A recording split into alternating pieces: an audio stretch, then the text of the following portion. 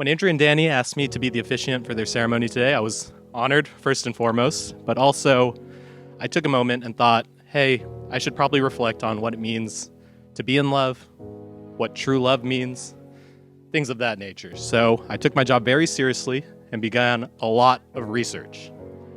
What research is that? Great question, audience. Let me tell you. I spent the past 2 weeks totally engrossed in rom-coms, chick flicks, everything Netflix had to offer. Way too many hours into my binge watching did I realize that while Hollywood's good at telling a story, they do a terrible, terrible job about showing what real love is. Not very often do you have someone running to the airport last minute to stop their soulmate from jumping on that flight to Paris. It's a rare occasion when you're in the middle of that important board meeting that you've been preparing for and you quit your job just because you realize that love is more important than money or your career. Those things just unfortunately don't happen. Love is actually quite ordinary. Love is dancing with each other in the kitchen. Love is making meals together. Love is going on walks together. Love is making funny faces at one another, cracking jokes, laughing till tears stream down your face. Love is the bad morning breath and the occasional unexpected fart here and there. But while love is ordinary, let's not confuse that with being boring, because those two are not the same. In fact, I would argue that all these ordinary things collectively are what make love truly extraordinary. There are, in fact, two things that I do know. One, that decision to love someone day in and day out for the rest of your life, it's so worth it. And two, when I look at both of you, the way you look at each other, the way you laugh with one another, the way you just exist in the same room, I know confidently and 100% that this is true love. Danny James, I've thought about what to say to you in this moment for a long time, mainly because I've known I was going to marry you for a long time, which is ironic because I've spent most of my life unsure whether I would actually get married. I had lost a lot of faith in the idea at a fairly young age. I didn't trust men, I didn't believe in soulmates, and I definitely didn't believe in romantic, gushy love. I always had a hard time thinking about getting married and having kids just because I was supposed to. I was always more of a have a career, travel the world, and live your best life kind of girl. It ended up feeling more natural to be one of the boys, and no one ever really came along to convince me otherwise. Then in January of 2019, everything changed. I was already going through an inflection point in my dating and social life, and then unexpectedly lost one of my best friends, one of my boys, and my whole world shattered. I fell into the worst downward spiral of sadness, anger, and hopelessness, and completely lost myself. Sorry, it's not a good look for the bride. I hated the world, and I couldn't find any solace. But the universe is a funny thing because you happened to come into my life during that exact same time. I think that's what some people would call fate. While I'd initially looked at you as a welcome distraction, I soon realized you were so much more. Comfort, strength, a friend, hope. You were a complete stranger, and somehow you got me. You knew what to say, what to do, and even more what not to. You made me feel supported in the most vulnerable space I'd ever been in. You pulled me through a truly unspeakable time that was on a trajectory to go sideways, and you saved me, in more ways than one.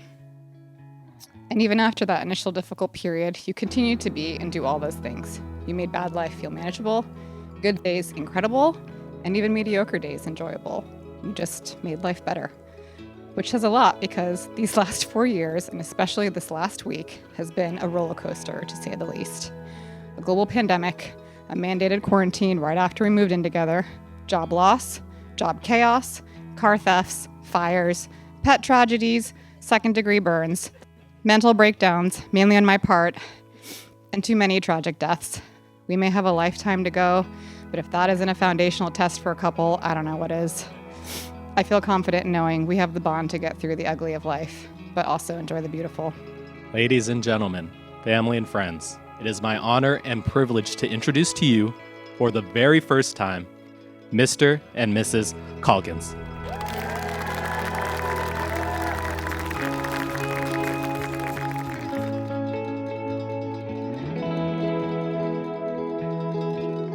look at you, I see a survivor. You've battled so much, came out on top, and your continued journey inspires me every day. You're focused, dedicated, and passionate, intelligent, curious, and kind, not to mention ridiculously handsome. And even though we all agree, and even though I don't always think your jokes are funny, you still make me laugh every day. You always make things easy and uncomplicated, and your patience is unparalleled, except when the Mariners and the Seahawks lose. In this crazy world, you keep me steady and grounded and remind me of what's really important in life, especially when I lose my focus. I wake up every day feeling grateful for you. I know I can be headstrong. I'm definitely not your conventional female. I'm loud, stubborn, blunt, extremely opinionated, and I've thrived off being independent and self-sufficient my whole life. But you've always embraced that, and you've been supportive of me since day one, accepting me for everything that I am, and never once making me feel bad about myself or letting it affect who you are. You are not my other half. You are your own perfect whole. And even though we're complete opposites in so many ways, you're my person. You balance me, you make me a better version of myself, and you made me believe in all those things I lost faith in years ago. And while I know I will always be independent and capable of living my best life on my own, the difference now is that I don't want to do it without you. So I promise to spend the rest of our lives being your person, to always support you, both in the gym and out, to be strong for you, especially on days when you may not feel as tough, which is rare. I promise to be goofy and make you laugh, making sure you don't always take ourselves too seriously. I promise to continue our streak of never going to bed angry and to continue to fall asleep while holding your hand. I promise to always love and accept you for who you are, but to push you to grow and be the best version of yourself while making sure I do the same.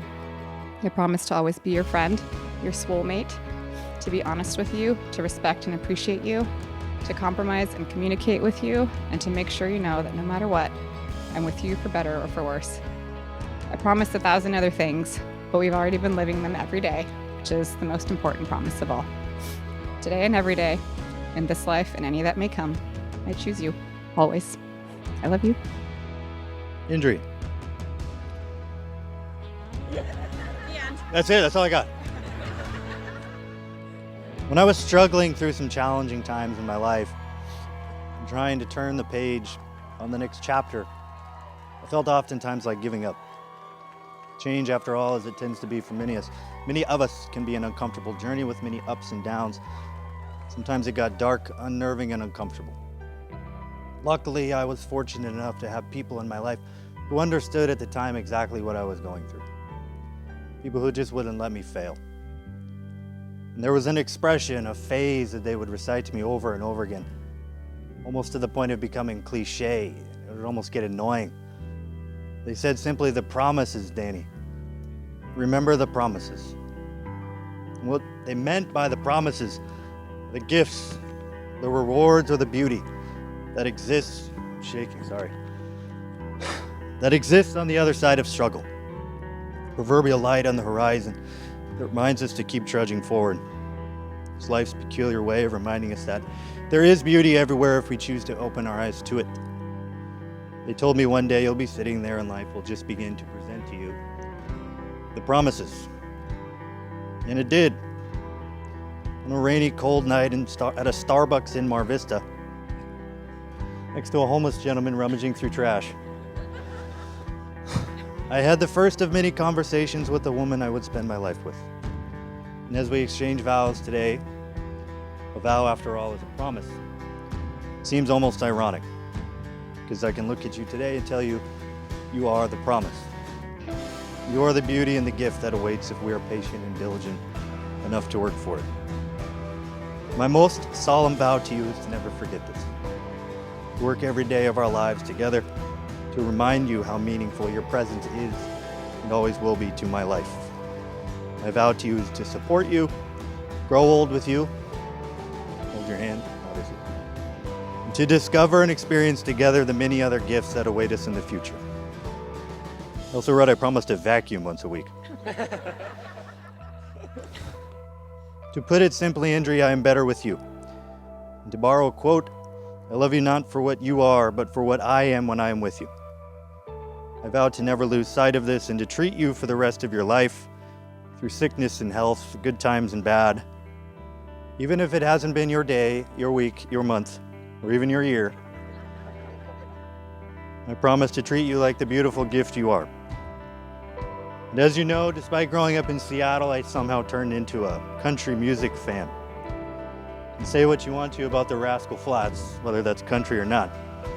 But they hit it on the head when they said, God bless the broken road that led me straight to you. I love you, and I look forward to walking the rest of the road together.